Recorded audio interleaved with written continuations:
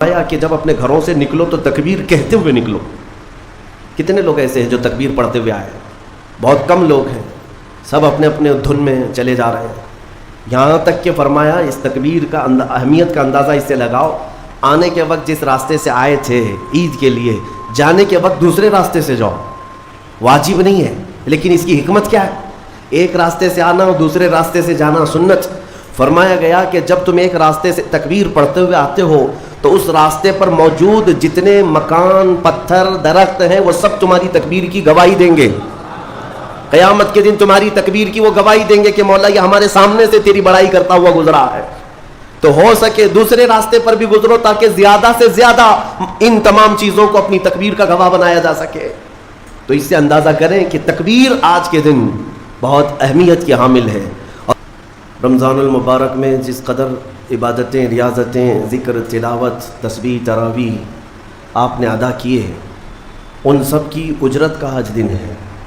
اللہ رب العزت کی طرف سے آج بے پناہ بخشش، رحمت اور خزانہ برکت تقسیم کیے جاتے ہیں. عید کا تصور اسلام میں کیا ہے؟ خوشیاں منانا. اور اللہ تعالیٰ قرآن میں فرماتا ہے محبوب آپ فرما دیں جب تمہارے پاس اللہ کا فضل اور اس کی رحمت آئے تو خوشیاں مناؤ. اللہ کا فضل اور اس کی رحمت آئے تو خوشیاں مناؤ. قل بفضل اللہ وبرحمتہ فبذلک فلیفرحوا. اب جب اللہ کا فضل ہوگا اور جب اس کی رحمت ہوگی ہم خوشیاں منائیں گے. اور خوش ہونے کا انداز اور طریقہ کیا ہونا چاہیے؟ وہ سنت نبوی سے ہمیں حاصل کرنا چاہیے. خوشیاں منانے کا مطلب یہ نہیں ہے کہ ہم دنیا جیسے خوشیاں مناتی ہے اسی انداز میں منانے لگ جائیں. اسلام ہر چیز میں خط امتیاز رکھتا ہے. تمہاری عبادتوں کا طریقہ الگ ہے، تمہارے رب کو پکارنے کا طریقہ الگ ہے، رب تعالیٰ کے حضور سر بسجود ہونے کا طریقہ الگ ہے. رب تبارک و تعالیٰ نے تمہیں ممتاز پیدا کیا ہے، ظاہر سی بات ہے تمہاری خوشیاں بھی ممتاز ہونی چاہیے. پوری کائنات میں لوگ اگر خوشیوں میں ڈوب کر شراب نوشی کرتے ہیں تو یہ خوشیاں نہیں ہیں. اگر آج کی رات یا آج کا دن لوگ یہ سمجھتے ہیں کہ خوشیوں کا مطلب ہے کہ خوب انٹرٹینمنٹ کیا جائے، نفس جو چاہتا ہے وہ سب کر لیا جائے، تو اسلام اسے خوشیاں نہیں کہتا. میرے عزیزو، میں یقین کے ساتھ کہتا ہوں کہ اسلام میں جو بھی عید آئی ہے، جو بھی عید ہے، آپ اس کا تجزیہ کر کے دیکھیں. آپ کو کھلے میدانوں میں سڑکوں پر چھوڑ نہیں دیا جاتا کہ دن بھر جو کرنا ہے کرو، نہیں، بلکہ خوشیاں منانے کا طریقہ یہ بتایا گیا ہے کہ سب سے پہلے اٹھنے کے بعد وضو، غسل، عطر، خوشبو کے ساتھ پہلے بارگاہ رب العزت میں آؤ اور سجدہ کرو. یہ خوشیاں منانے کا سب سے پہلا طریقہ یہ ہے کہ مسلمان جب سب سے زیادہ خوش ہوتا ہے تو سجدہ کرتا ہے. تو سجدہ کرنے کے لیے آج عیدگاہوں میں، مسجدوں میں جو لوگوں کی آج قطاریں ہیں، صفیں لگی ہیں، میرے عزیزو، یہ اسلام کا خوشی منانے کا طریقہ ہے. یہ نہیں کہ لوگوں کے درمیان کچرا بن کر کے، لوگوں کو ایذا دے کر کے خوشیاں منائی جائے. اسلام اس کا قائل نہیں ہے. بہرحال سب سے بڑی خوشی ہمارے لیے کون سی ہے؟ اللہ نے فرمایا قرآن میں، اے محبوب آپ فرما دیں جب اللہ کا فضل آئے اور اس کی رحمت تو خوشیاں مناؤ. تو اللہ کا فضل اور اس کی رحمت کیا ہے؟ اللہ کا فضل اور اس کی رحمت کیا ہے؟ بہت ساری چیزیں ہیں. رمضان یہ اللہ کا فضل ہی تو تھا. تمہیں کھلا پلا رہا ہے یہ اللہ کی رحمت ہی تو تھی. تمہیں صحت اور تندرستی دیا یہ اس کی رحمت ہی تھی.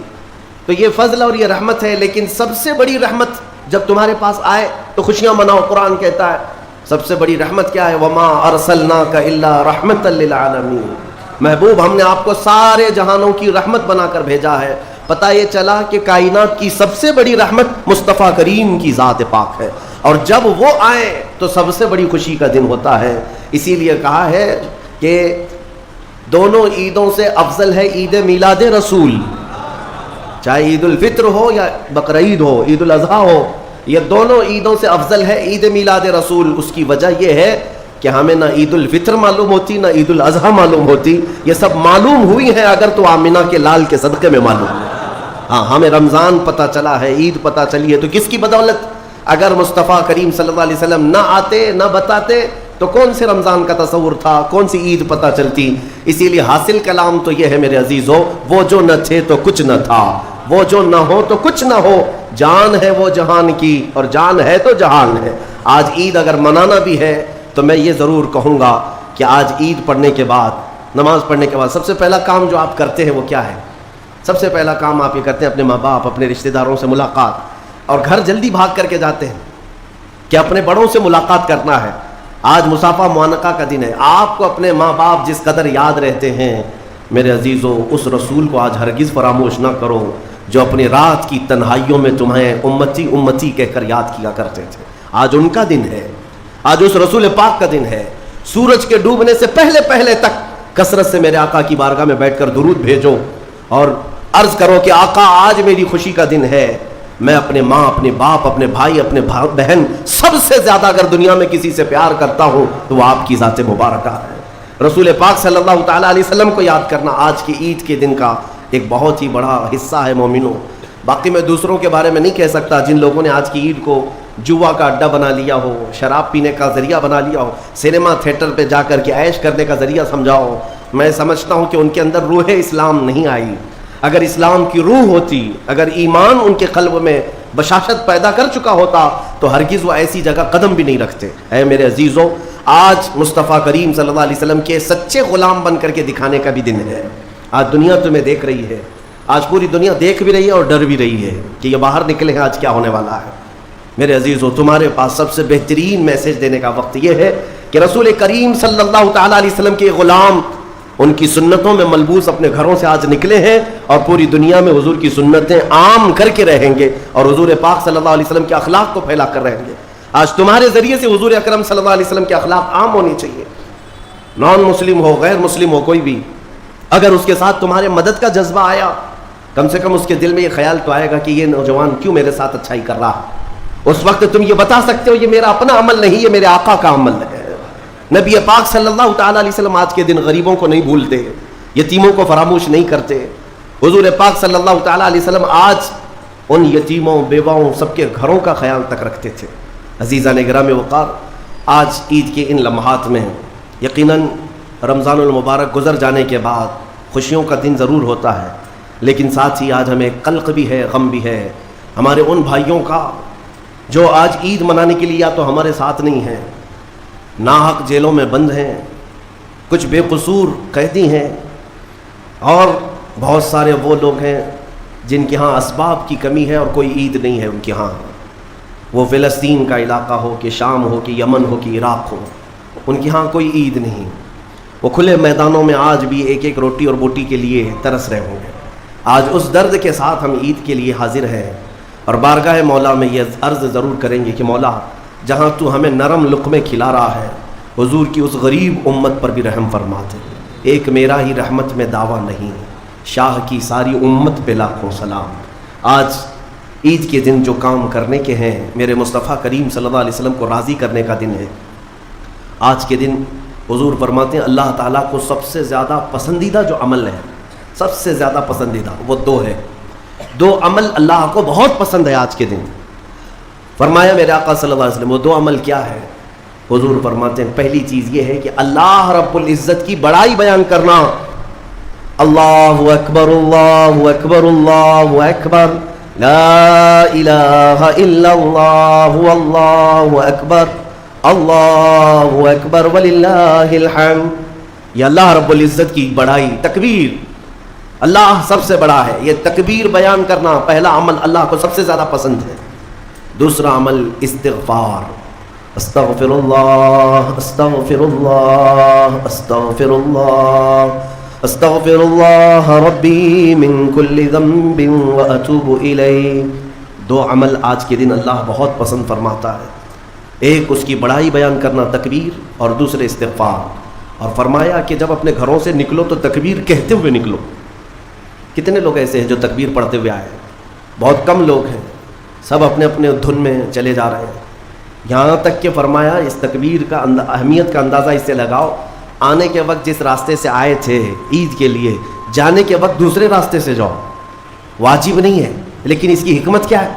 ایک راستے سے آنا اور دوسرے راستے سے جانا سنت۔ فرمایا گیا کہ جب تم ایک راستے سے تکبیر پڑھتے ہوئے آتے ہو تو اس راستے پر موجود جتنے مکان، پتھر، درخت ہیں وہ سب تمہاری تکبیر کی گواہی دیں گے۔ قیامت کے دن تمہاری تکبیر کی وہ گواہی دیں گے کہ مولا یہ ہمارے سامنے سے تیری بڑائی کرتا ہوا گزرا ہے۔ تو ہو سکے دوسرے راستے پر بھی گزرو تاکہ زیادہ سے زیادہ ان تمام چیزوں کو اپنی تکبیر کا گواہ بنایا جا سکے. تو اس سے اندازہ کریں کہ تکبیر آج کے دن بہت اہمیت کی حامل ہے، اور اسی تکبیر کی آج ضرورت بھی ہے مسلمان کو. اقبال نے بہت اچھے انداز میں کہا تھا، کفر دم توڑ دے گا ٹوٹی ہوئی شمشیر کے ساتھ، گر تم نکل آ جاؤ ایک بار نعرے تکبیر کے ساتھ. مطلب یہ ہے کہ اس تکبیر کا آج بھی بہت سارے لوگوں کو انتظار ہے جس تکبیر کی آواز سے ہی کفر کے خیموں میں ہلچل مچ جائے. وہ صرف اور صرف حلق سے نکلنے والی تکبیر نہیں ہے، وہ ایمان کی بشاشت اور توکل کے ساتھ نکلنے والی تکبیر ہے. اللہ رب العزت ہم سب کو کہنے سننے سے زیادہ عمل کی توفیق عطا فرمائے. آج میرے عزیزوں، عید الفطر میں جو نہیں کرنے کے کام ہے وہ مجھے بتانے کی ضرورت نہیں، سمجھدار طبقہ ہے ہمارا. آج شام تک ایک بات طے کر کے رکھ لینا، کیونکہ کل رات کو ہی شیطان آیا ہے چھوٹ کر کے قید سے، اور وہ اپنے پورے فورس کے ساتھ چاہتا ہے کہ تمہیں کسی نہ کسی طرح سے ان راستوں سے لے کر گناہوں کے اڈوں پر لے جاؤ. کتنے ایسے لوگ ہیں جو ایک ہی دن میں اس کے شکنجے میں پھنس جاتے ہیں، یہ ان کا معاملہ ہے. اس لیے آج شام تک اپنے آپ کو کنٹرول کرو کہ میں نہ آج گانے بجانے، سینما اور جوؤں کی طرف جاؤں گا، اور نہ ہی بے حیائی کے اڈوں کی طرف جاؤں گا. آج کا دن اللہ رب العزت اپنے فرشتوں پر رشک فرماتا ہے. توجہ تو چاہتا ہوں، توجہ.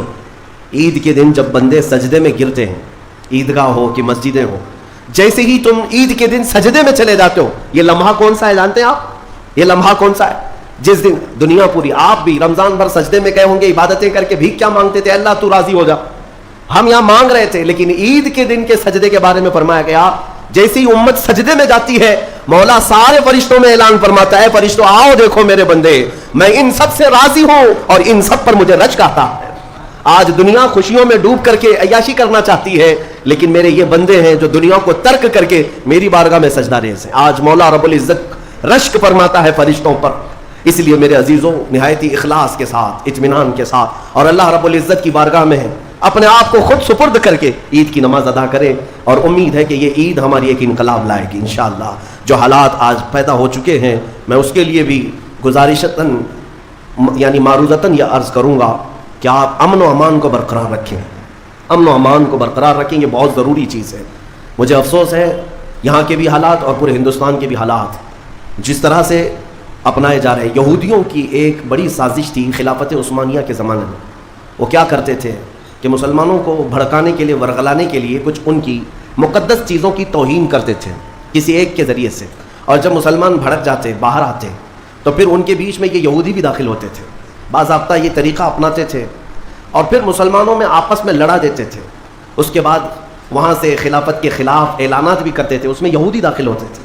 تو اس طرح بھیڑ جمع کر کے باہر ورغلانا، لوگوں کو اکسانا، یہ ان کا کام تھا تاکہ زیادہ سے زیادہ مسلمانوں کا نقصان ہو سکے.